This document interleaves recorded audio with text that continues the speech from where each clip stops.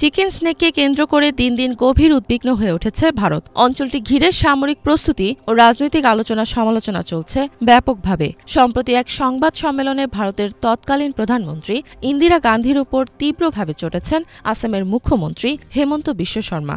তিনি বলেন, যদি ইন্দিরা গান্ধী আজ জীবিত থাকতেন তাহলে তিনি জানতে চাইতেন কেন ১৯৭১ সালের মুক্তিযুদ্ধে জয়ী হওয়ার পরও বাংলাদেশ থেকে আরও ১০০ কিলোমিটার এলাকা নিয়ে ভারতের সঙ্গে যুক্ত করা হয়নি। সাংবাদিকদের সঙ্গে কথা বলার সময় শর্মা দাবি করেন, ১৯৭১ সালের মুক্তিযুদ্ধে ভারত জয়ী হয়েছে। তিনি বলেন, তৎকালীন প্রধানমন্ত্রী ইন্দিরা গান্ধী বেঁচে থাকলে জিজ্ঞেস করতেন কেন ভারতের পাশে একটি ইসলামী রাষ্ট্র গড়ে তোলার সুযোগ দেওয়া হয়েছে, কেন বাংলাদেশ থেকে জায়গা নিয়ে চিকেন স্নেক করিডোরটি আরও ১০০ মাইল বাড়ানোর জন্য উদ্যোগ নেওয়া হয়নি। পাকিস্তানের আত্মসমর্পণের পরও কেন ইন্দিরা বাংলাদেশের কাছ থেকে দৃঢ়ভাবে ১০০ মাইল জায়গা নেওয়ার দাবি জানাননি, যাতে ভারতের উত্তর পূর্বাঞ্চলে একটি সড়ক পথ নির্মাণ করা যায়।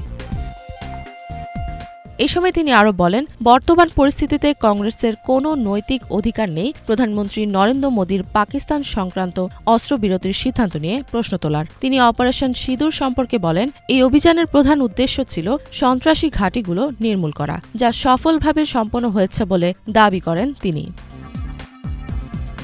এদিকে শিলিগুড়ি ও তার পার্শ্ববর্তী অঞ্চলে যে কোনো ধরনের জমায়েতে ড্রোন ব্যবহার করতে হলে এখন থেকে পুলিশের পূর্ব অনুমতি নিতে হবে বলে জানিয়েছে Siliguri metropolitan police SMP. Police বিভাগ জানিয়েছে, শিলিগুড়ি নেপাল, ভুটান, বাংলাদেশ ও ভারত চীন সীমান্তের খুব কাছাকাছি হওয়ায় অঞ্চলটিতে বিদেশি গোষ্ঠীর পক্ষ থেকে ড্রোনের মাধ্যমে নজরদারি চালানোর আশঙ্কা রয়েছে। শিলিগুড়ি করিডোর, যা সাধারণভাবে চিকেন স্নেক নামে পরিচিত, একটি অত্যন্ত গুরুত্বপূর্ণ ভূ অবস্থান, যেটি ভারতের মূল ভূখণ্ডকে উত্তর পূর্বাঞ্চলের রাজ্যগুলোর সঙ্গে সংযুক্ত রাখে।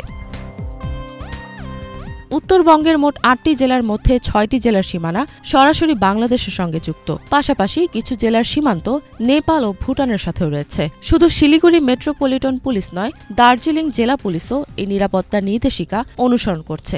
মালদহ, উত্তর দিনাজপুর ও দক্ষিণ দিনাজপুর জেলাতেও অনুরূপ নিষেধাজ্ঞা কার্যকর করা হয়েছে। কিছু এলাকায় ড্রোন ব্যবহারের উপর সম্পূর্ণ নিষেধাজ্ঞাও জারি করা হয়েছে। এদিকে পশ্চিমবঙ্গে তিস্তা নদীর তীরবর্তী অঞ্চলে একটি পূর্ণাঙ্গ সামরিক মহড়া পরিচালনা করেছে ভারতীয় সেনাবাহিনী। একে যুদ্ধকালীন প্রস্তুতির অংশ হিসেবে দেখা হচ্ছে। তিস্তা প্রহার নামে মহড়াটি অনুষ্ঠিত হয় ৮ থেকে ১০ মে ৩ দিন।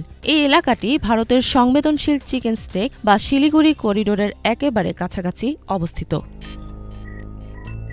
সেনাবাহিনীর পক্ষ থেকে তিস্তা প্রহার ঘিরে যেসব ভিডিও ও ছবি প্রকাশ করা হয়েছে তাতে এই মহড়ায় artillery tank, helicopter, surface to air missile ও অত্যাধুনিক ড্রোন ব্যবহার করতে দেখা যায়। সেনাবাহিনীর এক সদস্য জানান, এই মহড়াকে ঠিক রুটিন এক্সারসাইজ বলা যাবে না, কারণ সাম্প্রতিক কালের মধ্যে তিস্তার তীরবর্তী অঞ্চলে এই মাপের সামরিক মহড়া কখনোই হয়নি। ইফাত জাহান, বাংলা ভিশন।